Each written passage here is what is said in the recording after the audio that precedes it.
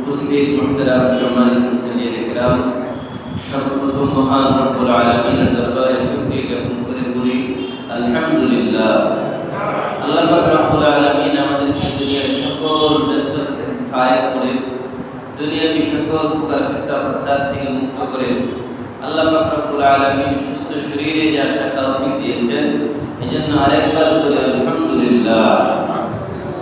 দরুদ ও সালাম বর্ষিত হোক প্রিয় নবী হযরত মুহাম্মদুর রাসূলুল্লাহ সাল্লাল্লাহু আলাইহি ওয়াসাল্লামের প্রতি, যার আদর্শের মধ্যে রয়েছে ইহকালীন কল্যাণ আর পরকালীন মুক্তি ও নাজাতের ব্যবস্থা।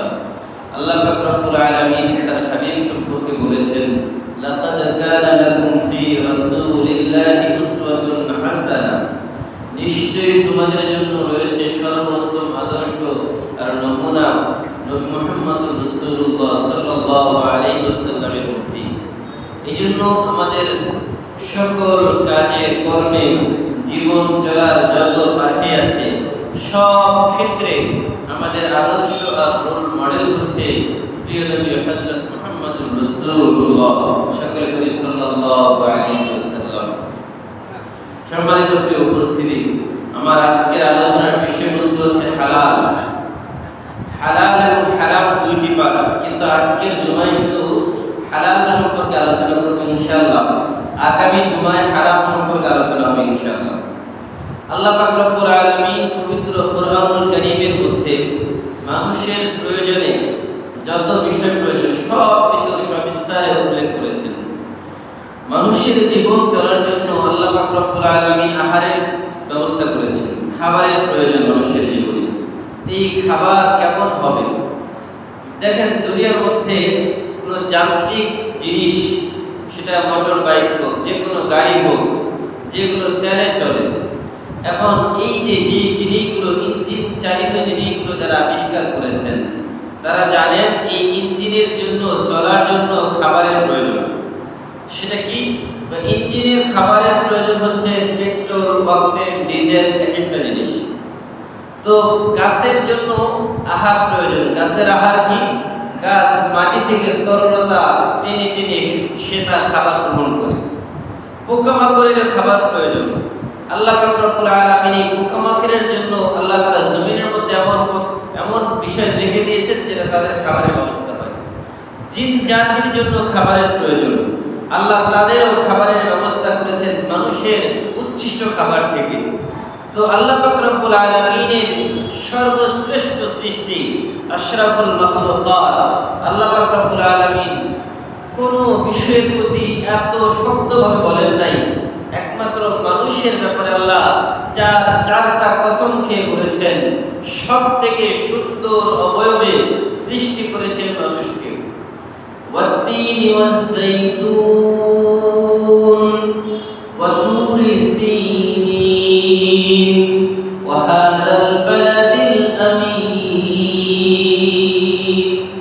আল্লাহ বলেন ওয়াত-তিন, তিন ফলের কসম, ওয়াজ-যাইতুন, যাইতুন ফলের কসম, ওয়া তুরি সিনিন, এবং সিনাই পর্বতের কসম, ওয়া হাদাল বালাদিল আমিন, এই পবিত্র নগরীর কসম।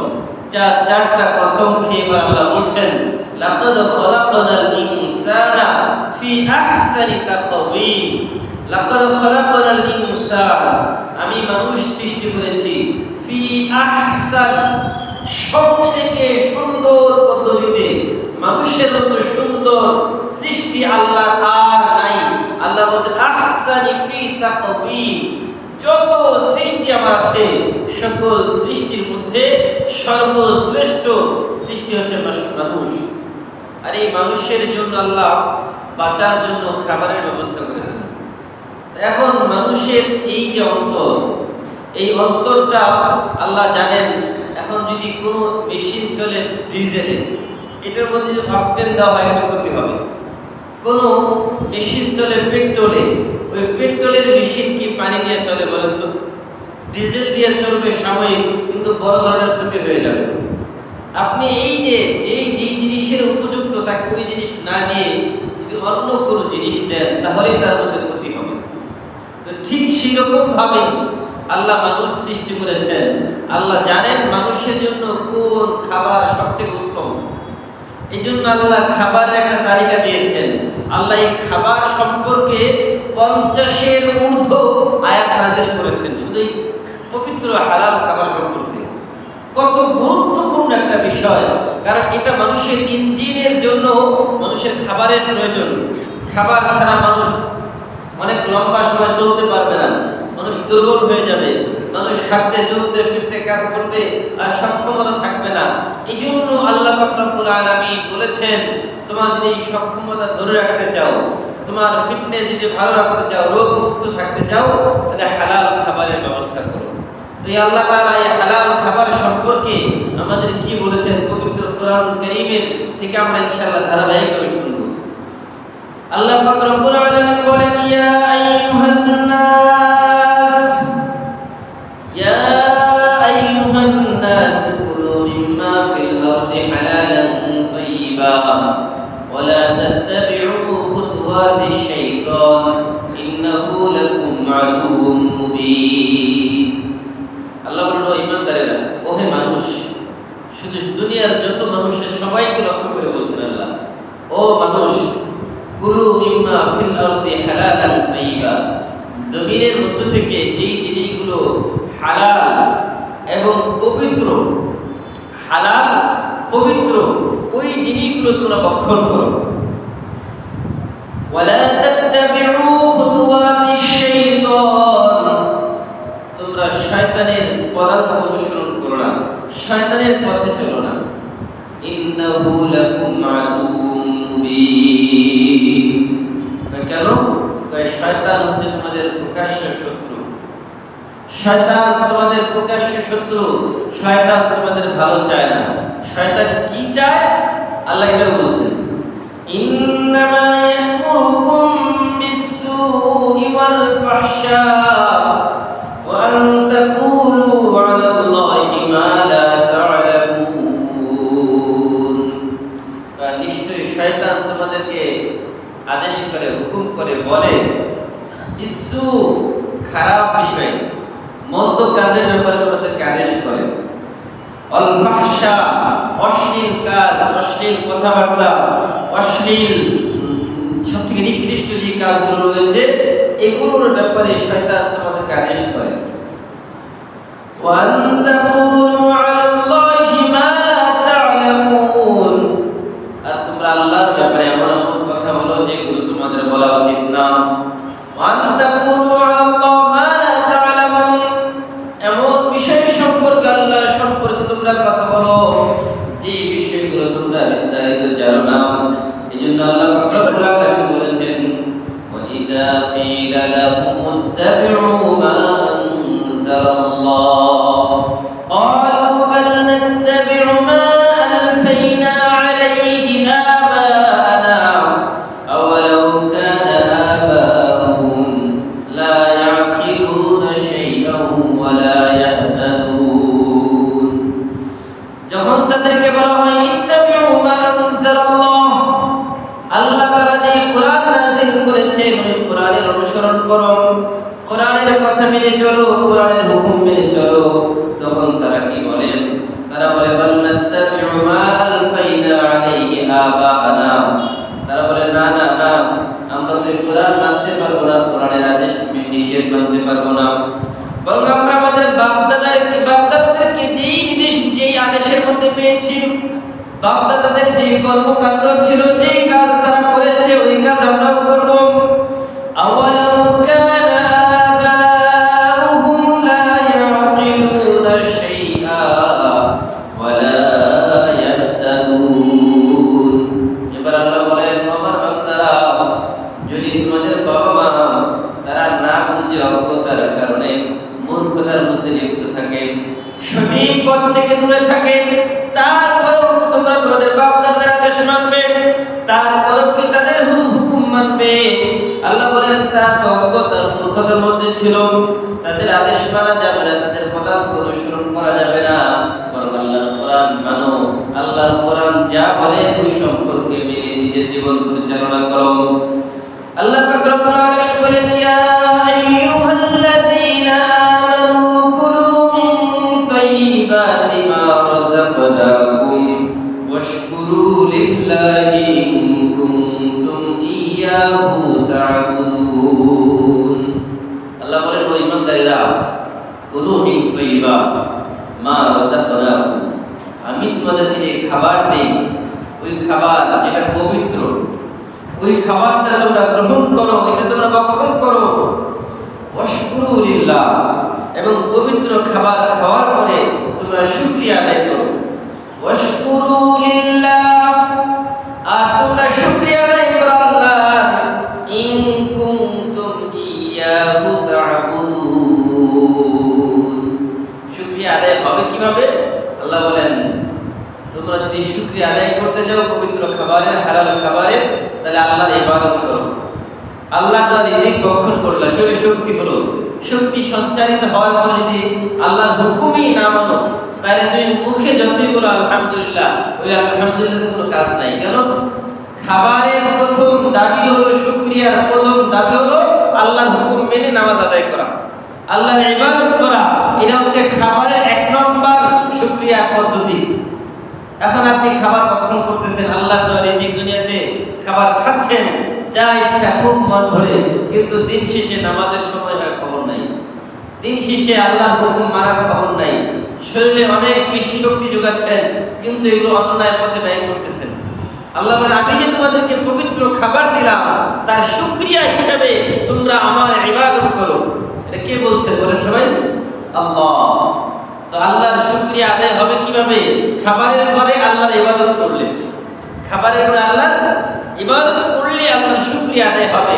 আর যদি মুখে লক্ষ কোটি বার শুকরিয়া শুকরিয়া আলহামদুলিল্লাহ বলতে বলতে মুখে ফেনা তুলে ফেলে, তাহলে আপনি আছে নাকি? কারণ কাজে তো নাই, মুখে আছে অন্তরে নাই, কাজে নাই, তাহলে তো তুমি মুনাফিক। আল্লাহ বলছে শুকরিয়ার পদ্ধতিটাই হচ্ছে, তোমাকে যখন হালাল খাবার দিয়েছি তুমি ইবাদত করো, রিজিক দিয়েছি তুমি নামাজ আদায় করো, এটাই হবে তোমার প্রথম শুকরিয়া। মুখে আদায় করো না করো, কাজে বাস্তবায়ন করো। এই জন্য আমরা তো খুব দেখেন, এই যে একটা বড় বিপদ, এটা আমরা কখনো খেয়ালও করি নাই, এই আয়াতটা আমরা কখনো চিন্তা করি নাই যে খাবারের প্রথম শুকরিয়া আল্লাহর ইবাদত করা। বলেন, খাবারের প্রথম শুকরিয়ার মাধ্যম কি? আল্লাহর ইবাদত করা।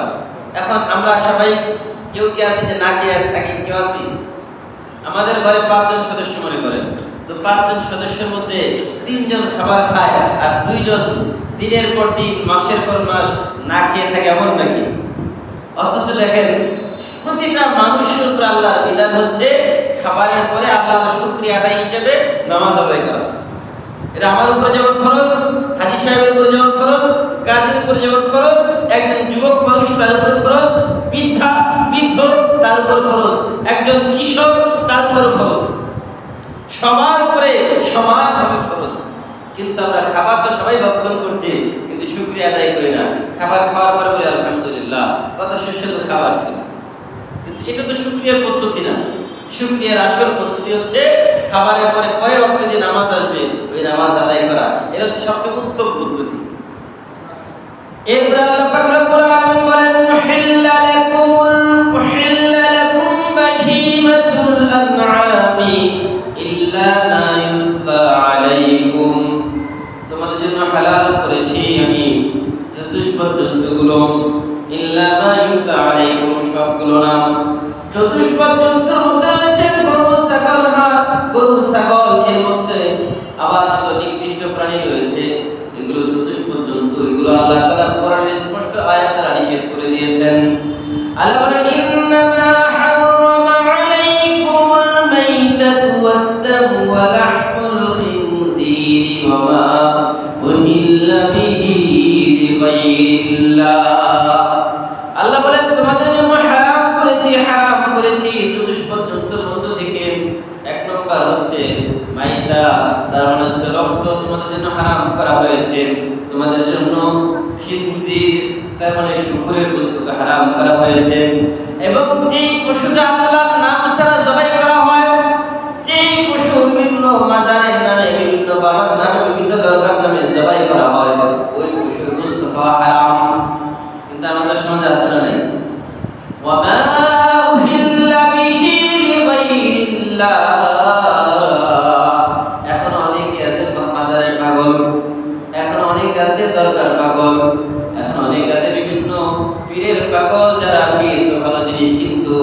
ভণ্ড পীরের কারণে আজকে আসল পীরের অস্তিত্ব খুঁজে পাওয়া যায় না। এই জন্য দেখেন, যেই মাজারে বিভিন্ন উরুস করা হয় না, উরুসের মধ্যে যদি ওই মাজারের নামে কোনো কিছু জবাই করা হয়, এটা খাওয়া হালাল না হারাম? বলেন না কেন? হালাল না হারাম?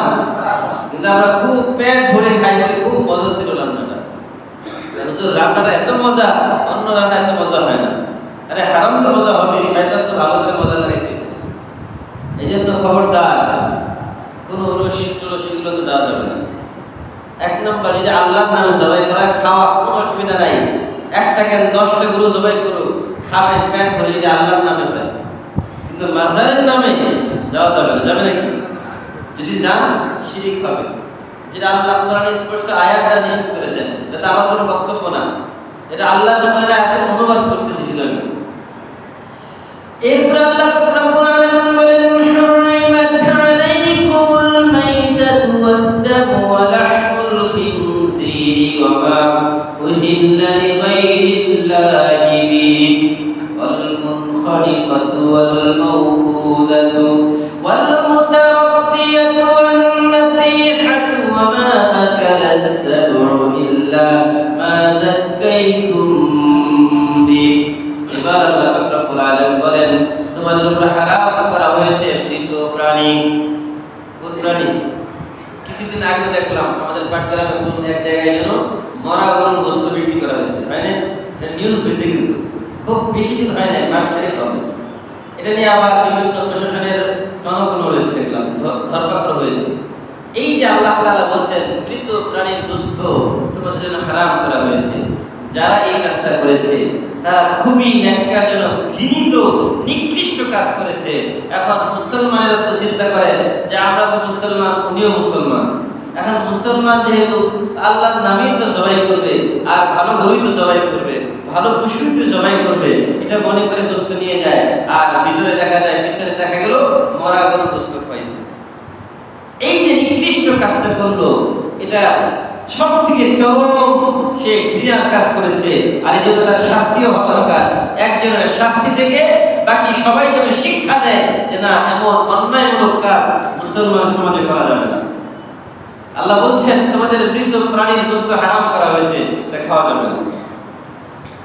এরপর আল্লাহ বলছেন ওয়াদ-দাম, রক্ত, প্রবাহিত রক্ত, এটা খাওয়া যাবে না।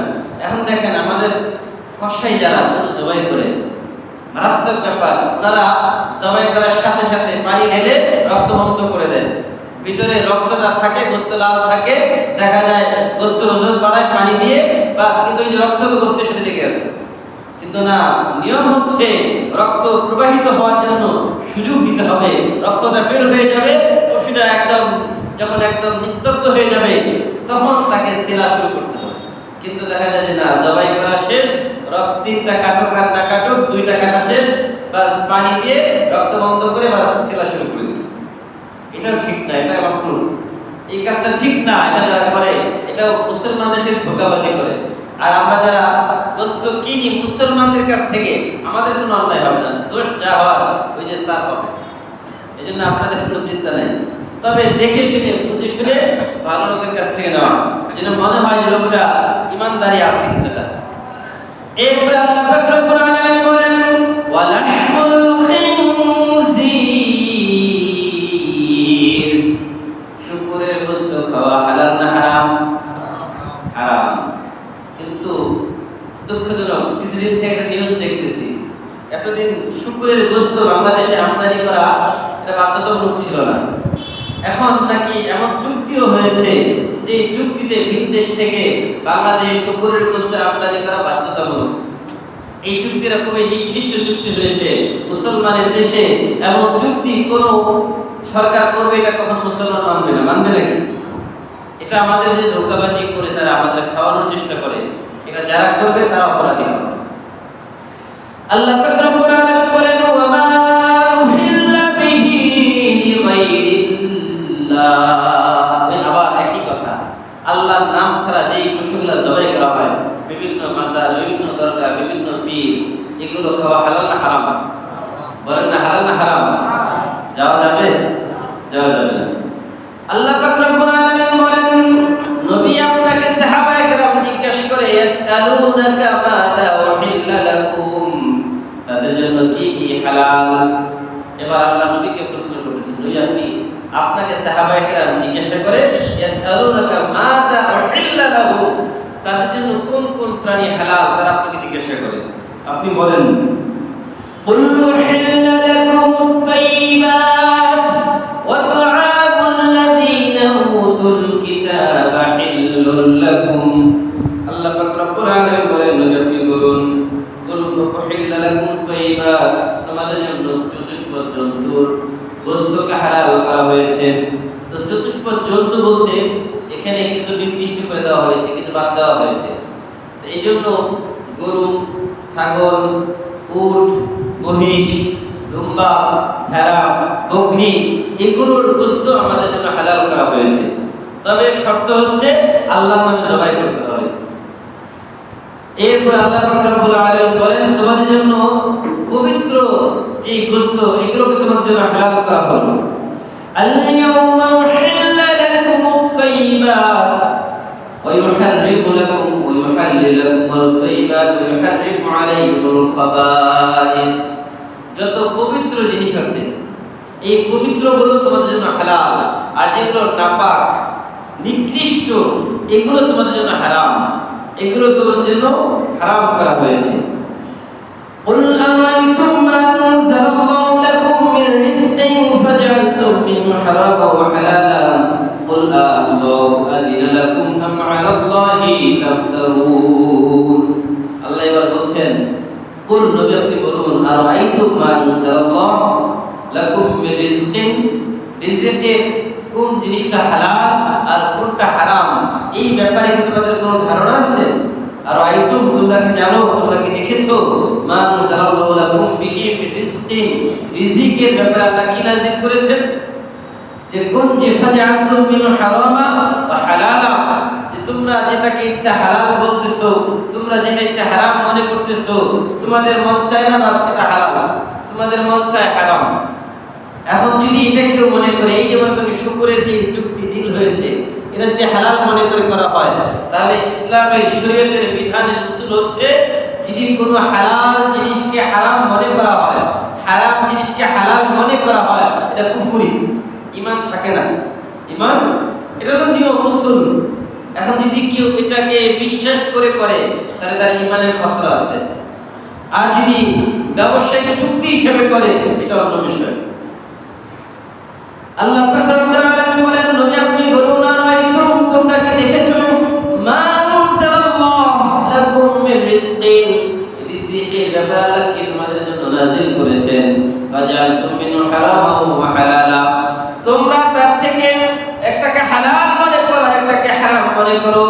কুল আল্লাহু আযিনা লাকুম, আপনি বলুন আল্লাহ কি তোমাদেরকে আদেশ দিয়েছেন। আম আলাল্লাহি তাফতারুন, নাকি তোমরা নিজেরা মন করা কথা বলতেছো।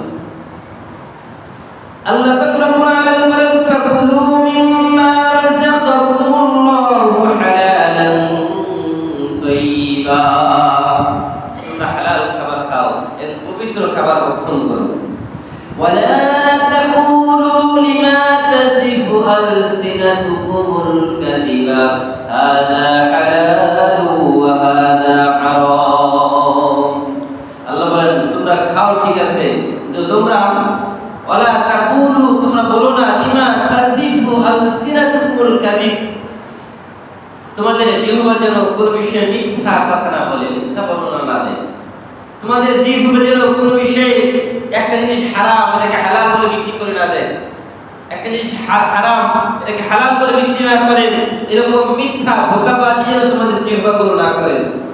হাযা হালাল ওয়া হাযা হারাম, ইয়া আইয়ুহান নাবিয়্যু লিমা তুহাররিমু মা আহাল্লাল্লাহু লাক তাবতাগী মারদাতা আজওয়াজিকা ওয়াল্লাহু গফুরুর রহিম।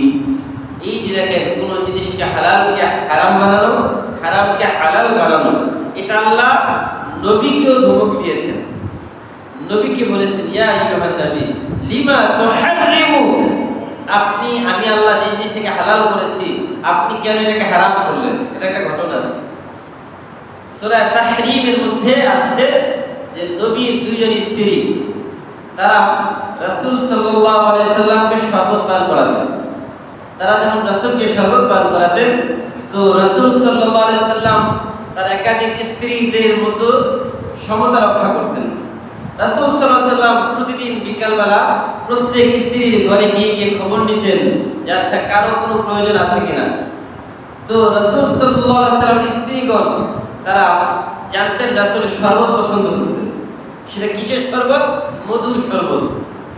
তো রাসূল সাল্লাল্লাহু আলাইহি সাল্লামের স্ত্রীগণের মধ্যে প্রতিযোগিতা ছিল কে কার থেকে ভালো করে সুন্দর করে শরবত পান করাতে পারে রাসূলকে, রাসূলের মনে নিজের দিকে আকৃষ্ট বানানোর জন্য। তো এরকম দেখা গেল যে রাসূল সাল্লাল্লাহু আলাইহি সাল্লামের স্ত্রী যারা ছিল তাদের মধ্যে তারা তো মেয়ে মানুষ, আমাদের মা উম্মাহাতুল মুমিনিন রাসূলের স্ত্রীগণ, তাদের মধ্যেও মেয়ে স্বরূপ সতীনের মধ্যে যেরকম একটু দূরত্ব থাকে এরকম সম্পর্ক ছিল, যার কারণে একজন আরেকজনের দিকে লক্ষ্য করতে যে রাসূল সাল্লাল্লাহু আলাইহি সাল্লাম কার ঘরে কতটুকু সময় দিচ্ছে। যদি কারো ঘরে সময় বেশি দিত আরেকজন মনে করতে আচ্ছা ওই ঘরে বেশি সময় কেন দিল। তো এই জন্য দুইজন পরামর্শ করলো, দুইজন, একজন হচ্ছে আবু বকর সিদ্দিক রাদিয়াল্লাহু তাআলা আনহু মেয়ে, আরেকজন হচ্ছে ওমর রাদিয়াল্লাহু তাআলা আনহু মেয়ে, আয়েশা এবং হাফসা রাদিয়াল্লাহু তাআলা আনহুমা। তিনারা দুইজন পরামর্শ করলেন আচ্ছা শোনো, রাসূল সাল্লাল্লাহু আলাইহি সাল্লাম অন্য স্ত্রীর ঘরে যখন গিয়ে মধুর শরবত পান করবে তখন আমরা রাসূলকে বলবো ইয়া রাসূলুল্লাহ আপনি কি মাগাফিরের শরবত পান করেছেন? মাগাফির এটা মধুর কাছাকাছি, কিন্তু এটা খাওয়া নিষেধ ছিল, কারণ মধু তো সুস্বাদু, কিন্তু মাগাফিরটা দুর্গন্ধ ছিল, আর কোন দুর্গন্ধ জাতীয় জিনিস রাসূল পছন্দ করতেন না। তো আম্মাজান আয়েশা এবং হাফসা রাদিয়াল্লাহু তাআলা আনহা তারা বললেন ইয়া রাসূলুল্লাহ আপনার মুখ থেকে মাগাফিরের গন্ধ আসছে। রাসূল সাল্লাল্লাহু আলাইহি ওয়াসাল্লাম বললেন আমি তো মধুর শরবত পান করেছি। যখন একজন বলেছে তেমন ধরেন নাই, যখন দ্বিতীয় আরেকজনে গেছেন দুইজন স্ত্রী পর পর বললেন যে আপনার মুখ থেকে মাগাফিরের গন্ধ আসতেছে, রাসূল মনে মনে সিদ্ধান্ত নিলেন যে না আর শরবতই পান করব না, আর শরবতই খাবো না, যে শরবত খাওয়ার কারণে আমার মুখ থেকে দুর্গন্ধ আসে। তখন এটাকে তিনি হারাম করে দিয়েছেন যে না আর এটাকে আমার জন্য হারাম করে ফেললাম, আমরা আর খাবো না মধুর শরবত। তখন আল্লাহ তাআলা সূরা তাহরীম নাযিল করেন, লম্বা সূরা, এর মধ্যে শুরুর একটা আয়াতের মধ্যে আল্লাহ বলেন ইয়া আইয়ুহান নবী লিমা তুহাররিমু মা আহাল্লাল্লাহু লাক। ওগো নবী আপনি এমন জিনিসটা কেন হারাম করলেন যেটাকে আমি আল্লাহ হালাল করেছি। লিমা তাবতাগি মারদাতাজ যাওয়াজিক, আপনি কি আমার হালাল জিনিসটাকে হারাম করে আপনার স্ত্রীদের সন্তুষ্টি চান? قد فرض الله لكم تحلة أيمانكم والله مولاكم وهو العليم الحكيم। আপনি আপনার কসম ভঙ্গ করেন, কসমের কাফারা দেন, আল্লাহ তাআলা সব জানেন যে তারা যেটা বলেছে এটা ঠিক করে নাই। তারা মানে তাদের মধ্যে একটা প্রতিযোগিতা ছিল। এখান থেকে দেখেন আমাদের সমাজে একটা গুরুত্বপূর্ণ প্রশ্ন আমাকে ইদানিং অনেকেই গত এক সপ্তাহে প্রশ্নটা করেছেন, এই জন্য ভাবতেছি এই প্রশ্নের উত্তর দেওয়া দরকার যে শরীয়তে ইসলামে একাধিক বিয়ের অনুমতি কখন রয়েছে। শরীয়তে ইসলামে একাধিক বিয়ের অনুমতি কখন, এটা সম্পর্কে একটা গুরুত্বপূর্ণ প্রশ্ন। যে ইসলামে আল্লাহ পাক রব্বুল আলামিন বলেছেন সূরা নিসার মধ্যে ফানকিহু মা তাবা লাকুম মিনান নিসা মাসনা ওয়া সুলাসা ওয়া রুবা' فإن خفتم ألا تعدلوا فواحدة أو ما ملكت أيمانكم ذلك أدنى ألا تعولوا وآتوا النساء صدقاتهن نحلة। আল্লাহ বলছেন দেখেন ফানকিহু মা তাবা লাকুম মিনান নিসা মাসনা ওয়া সুলাসা ওয়া রুবা', তোমরা বিয়ে করো, ফানকিহু মা তাবা লাকুম মিনান নিসা, যাদেরকে তোমাদের পছন্দ হয় ভালো লাগে, মাসনা দুইজন, তিনজন, চারজন, ফাইন খিফতুম, যদি তোমরা ভয় পাও তাদের মধ্যে সমতা রক্ষা করতে পারবে না, ফাওয়াহিদা, তাহলে একটার বেশি অনুমতি নেই। কয়টা বিয়ে করতে পারবে? একটা। একের অনুমতি নাই কখন? ফাইন খিফতুম আল্লা তা'দিলু, যদি তোমাদের আশঙ্কা হয়, ভয় হয় যে তাদের মধ্যে দুইজনের মধ্যে সমতা রক্ষা করতে পারবে না, দুইজনকে দুই চোখে দেখবে এমনটা হবে না, দুইজনকে একই চোখে দেখতে হবে, তাদের খাবার, ভরণ পোষণ সব ক্ষেত্রে সমানভাবে ব্যবস্থা নিতে হবে। যদি এটা 100 পারো তাহলে করো, আর যদি না করো তাহলে সুযোগ নেই। ইসলামের বিয়ের হুকুম কি? বিয়ে ইসলামে কখনো হালাল, কখনো হারাম, কখনো ফরজ, কখনো সুন্নাহ, কখনো জায়েজ। কয়েকটা ছিল। ইসলামে বিয়ে কখন হালাল? যখন একজন মানুষ সে শারীরিকভাবে সক্ষম, আর্থিকভাবে সক্ষম এবং তার প্রাপ্ত বয়স্ক, তখন তার জন্য বিয়ে হালাল। এবং যদি সে প্রয়োজন মনে করে রাসূলের সুন্নাহ অনুযায়ী সে বিয়ে করবে, ওই সময় তার জন্য বিয়ে করা সুন্নাত। আরেকজন মানুষ সে শারীরিকভাবে অক্ষম, সে অর্থ সম্পদ যতই থাকুক, তখন তার জন্য এটা বিয়ে করা হারাম, তার জন্য বিয়ে করা জায়েজ নাই। আরেকজন মানুষ সে শারীরিকভাবে সক্ষম, অর্থ সম্পদ আছে, এখন যদি সে বিয়ে না করে তাহলে সে অবৈধভাবে তার যে যৌন চাহিদা রয়েছে পূরণ করবে। যদি এমন সম্ভাবনা থাকে যে নিজেকে কন্ট্রোল করতে পারছে না, তখন তার জন্য বিয়ে করা ফরজ। ওই মুহূর্তে তাকে জিনা ব্যভিচার থেকে নিজেকে বাঁচানোর জন্য তার জন্য বিয়ে করা ফরজ, যদি সব কিছু ঠিক থাকে। আর যদি একজন মানুষের দেখা গেল যে না, তার আর্থিক সংকট, শুধু নিজের স্বার্থ, নিজের মনের চাহিদা পূরণের জন্য একজনকে বিয়ে করলো, কালকে আজকে একজন, পরশু একজন, তরশু আরেকজন, বিয়ে করে আর বাস একটা ব্যবসা, এক এক জায়গায় একজনকে রেখে দেয়, বিয়ের পরে আর খবর নেয় না। এই যে এটা যারা করে তাদের ব্যাপারে আল্লাহ রাসূল কি বলেছেন? আল্লাহ রাসূল বলেছেন কিয়ামতের ময়দানে তাদের ঘাটটাকে আল্লাহ বাঁকা করে দিবেন, তারা বাঁকা ঘাট নিয়ে উঠবে, তাদের এক পাশকে আল্লাহ তাআলা একদম নামিয়ে নিচের দিকে দাবিয়ে দিবেন। মানুষ দেখেই বুঝবে তারা একাধিক বিয়ে করেছে, স্ত্রীদের মধ্যে সমতা রক্ষা করে নাই, স্ত্রীদের মধ্যে সমতা রক্ষা করে নাই।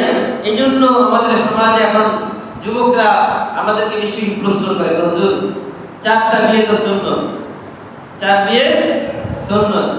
ভাই 4 বিয়ে সুন্নত না, বিয়ে বললাম 3টা স্তর, কখনো হালাল, কখনো সুন্নত, কখনো ফরজ। তো আপনি একাধিক বিয়ে কখন করতে পারবেন? যখন আপনার সব কিছু ঠিক থাকবে, তাদের মধ্যে সমতা রক্ষা করতে পারবেন, তখন অনুমতি আছে, তার মানে জায়েজ, সুন্নত না। সুন্নত একটাই। সুন্নত কয়টা? সুন্নত বিয়ে কয়টা বলেন? একটা। একাধিক বিয়ে করা এটা অনুমতি রয়েছে শর্ত সাপেক্ষে। শর্তগুলো কি? তাকে আলাদা বাসস্থান দিতে হবে, আলাদা খরচ দিতে হবে, তার সব চাহিদা পূরণ করতে হবে। সব কিছু যদি আপনি সক্ষম হন তখন দিতে পারবেন, এর আগে সম্ভব না। কিন্তু আমাদের সমাজে মানুষ এইগুলো এমনভাবে ছড়িয়ে দিচ্ছে, একটা সমাজের মধ্যে বিভ্রান্তি সৃষ্টি করতেছে। এই জন্য এই ব্যাপারটা আমরা সজাগ থাকবো, সচেতন হব। আল্লাহ পাক রব্বুল আলামিন সকলকেই এই কথাগুলোর উপর আমল করার তৌফিক দান করুন। আমিন। ওয়া মা আলাইনা ইল্লাল বালাগ।